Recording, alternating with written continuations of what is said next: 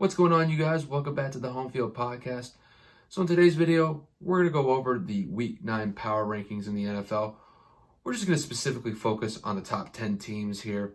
So we'll start from number 10 and then work our way down to the number 1 spot. So with all that said, let's get right to it.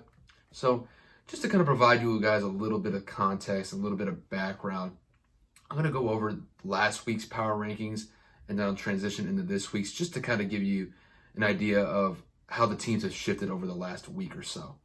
So with the Week 8 power rankings from last week, I had the Bills at number 10. I had the Browns at number 9. I had the Ravens at number 8. I had the Titans at number 7. I had the Seahawks at number 6. I had the Cardinals at number 5. The Packers at number 4. The Bucks at number 3. Chiefs at number 2. And then the number 1 team I had last week was the Pittsburgh Steelers. So transitioning to this week, there's been some slight changes. We've had some teams drop out and then some teams added into the mix. But I'll start here at number 10. So number 10, I have the Baltimore Ravens. They dropped down 2 spots from last week. To be honest with you, they had a pretty tough matchup going up against the Steelers. It's a very tough divisional game every time that these two match up against each other. And it didn't help that Lamar Jackson put his team into an early hole by throwing a pick 6 within the first minute of the game. And it just seemed like the Ravens really couldn't get into any sort of offensive consistency throughout the entirety of the game. Despite that, though, they did have chances to win that game against Pittsburgh. They just couldn't capitalize them, especially at the end of the game. So, they're going to be in a pretty tough AFC North battle for the rest of the year. And as far as I'm concerned, they're going to have an uphill battle to try to get the top spot in the AFC North. So, but as it stands, I have the Ravens at number 10. At number 9, I have the Indianapolis Colts. So they're a new entry into the top 10 for the power rankings this week. They just came off a pretty impressive win against Detroit last week, winning 41-21. And to be honest with you, I like the way that this team is playing right now. I think Philip Rivers is doing well to kind of limit the turnovers that he's had this year so far. I think the running game with the Colts has been outstanding so far, and I like the way that they're utilizing them, not only in the run game, but in the passing game as well. And their defense has been outstanding so far this year. Just against the Lions last week, they had 5 sacks on Matt Stafford, only limited them to 21 points overall. So they've been playing pretty well, and they're going to need to play well in the next couple of weeks. They got a tough road these next couple of weeks, and they could be a force to be reckoned with in the AFC South if they continue this type of play, especially into November and December. But as it stands right now, I have them at the number 9 spot. At number 8, I have the Buffalo Bills. So currently they're 6-2, and they're at the top of the AFC East Division. Now, against the Patriots last week, I thought they did enough to win. It wasn't necessarily their best game of the season, but they were able to capitalize on some offensive drives that led to points. And then at the end of the game, they were able to strip Cam Newton when he was running a sweep to the outside at the end of the game to essentially ice it for him. So I think with the Buffalo Bills moving forward, if they're able to run the ball consistently and effectively with Devin Singletary and Zach Ross, I think that'll definitely help them out in the long run. I think if they just rely on Josh Allen too much, him passing the ball 35 to 40 times a game, it just makes them too one-dimensional, and it kind of stifles their offense. Their defense is going to definitely improve as the season goes on. I think they played well against the Patriots last week. So at this point, I would say that they're probably going to win the AFC East. They only need a couple games to do it. But as it currently stands, I have the Bills at number 8. At number 7, I have the Packers. So the Packers dropped down 3 spots from last week. They were going up against the Minnesota Vikings this week, and to be honest with you, I thought they dropped an easy divisional win here. I think they just couldn't stop Dalvin Cook. Dalvin Cook had 4 touchdowns. He had 3 rushing touchdowns and then 1 receiving touchdown off of a screen pass that they threw that he took for like 60 yards. Defensively, this team has had its holes, and it's had its holes really for the last couple seasons. And it kind of showed against a team that's not really very good in the Minnesota Vikings. And then to flip it on the offensive side of the ball here, even though that Aaron Rodgers and Devontae Adams were able to hook up on 3 touchdowns this past weekend, there were large stretches of the game where they just couldn't get anything going offensively. And to have that against the Vikings, I understand it's a divisional game. It just came as a surprise to me. I thought the Packers were going to win that game. And with all that said, they took a loss to the Vikings, and they are currently the number 7 team in my power rankings. So number 6, I have the New Orleans Saints. They're a new entry, and to be honest with you, it was kind of a mistake. They should have been in my power rankings last week. I honestly just forgot about them. But they had a pretty close win against the Bears this past weekend. They went up to Chicago, and it was pretty cold. It was pretty windy.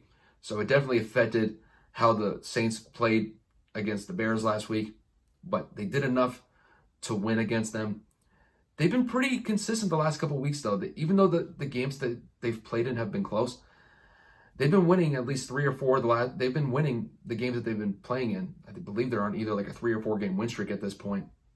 And Drew Brees, he's been solid this year. He doesn't throw the ball like he used to. A lot of the throws that he has are pretty short. But when you have Alvin Kamara on the team and you have some decent weapons to throw to, I know Michael Thomas and Emmanuel Sanders have been out the last couple of weeks, so we'll see when they return. But I think the Saints are in a good spot. They're in a competitive spot with the Tampa Bay Bucks in the NFC South, so it'll definitely be interesting to see how the next couple of weeks go with those two teams.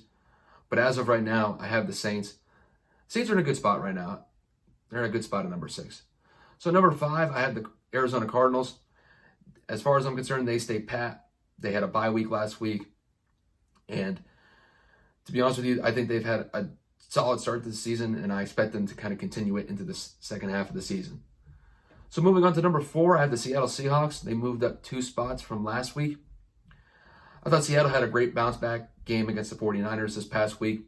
Russell Wilson had an outstanding game against that 49ers defense, even though that defense has a bunch of injuries.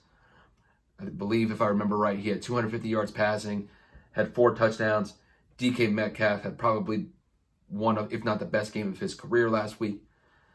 This team is largely dependent on Russell Wilson, and Russell Wilson has been carrying this team the entire season. At this point, he's at the top of my MVP list just because a lot of the responsibility falls on his shoulders just because the defense is weak. It definitely has some holes, but Russell Wilson has been playing outstanding and making up for that. And they're in a really good position to win the NFC West. The NFC West is a very competitive division this year, but Seattle has the upper hand right now. And right now I have them in the number 4 spot in my power rankings. At number 3, I have the Tampa Bay Bucks. So they've held pat the last 2 weeks in these rankings. They had a very close win against the Giants last night. And I think for the Bucks last night, it was definitely a good gut check for them, because I think a lot of people just expected that the Bucks were just going to roll over the Giants, win by at least 2 or 3 touchdowns. But looking back at it, it was a traditional trap game. But I think having Tom Brady on this team this year compared to Jameis Winston last year made the difference here. Brady didn't turn the ball over. They did struggle offensively to kind of get rhythm. They were able to establish that a little bit better in the second half. But not only that, I think the defense stepped up when it needed to. And the defense this year has been outstanding compared to years past. I think just having Devin White, who else is on that defense? Antoine Winfield Jr. They have a bunch of different players on that defense that just play extremely well. And I think moving forward, it's going to serve them well, especially when they get into these tough divisional matchups with the Saints and then maybe the Panthers in the future. But right now, I have the Tampa Bay Bucks as the best team in the NFC, and they're number 3 in my power rankings. In number 2, I have the Kansas City Chiefs. I mean, as far as I'm concerned, the Chiefs are just a model of consistency this year. Patrick Mahomes has been outstanding. He's arguably the best quarterback in the league, if not the top of the MVP race as well. The defense has been playing outstanding. And granted, they were going up against the Jets this week, so the Jets are pretty much the worst team in football. But the Chiefs did exactly what they were supposed to do. They rolled over a bad team and got the win when they needed to. And really, at this point, it's really either them or the Steelers really vying for that top spot in the AFC to get home field advantage. And with that said, my number 1 team in the power rankings this week are the Pittsburgh Steelers. They're still the only undefeated team left in the NFL. And to be honest with you, they've come off of really two good games the last 2 weeks. They beat the Titans on the road, and the Titans were undefeated at that time when they were matched up against them. And then they had an extremely difficult divisional matchup against the Ravens last week on the road and won that game as well. To win both of those games on the road, that's an impressive accomplishment for them. They've had a solid start to the season with Big Ben. Big Ben looks like he might be viable for the comeback player of the year. Their defense has been outstanding. I know that because I have them on my fantasy team, and they got like 20 points for me in fantasy this past weekend. So they've stepped up in a big way. And I think moving forward, they have the upper hand on the AFC North competition, really between them and the Ravens. Now, things can change over the course of the second half of the season, but I got the Steelers moving pretty well right now, and it looks like to me they're going to be the favorite winning the AFC, and then possibly and potentially the favorite in the AFC as far as getting the number 1 seed for home field goes.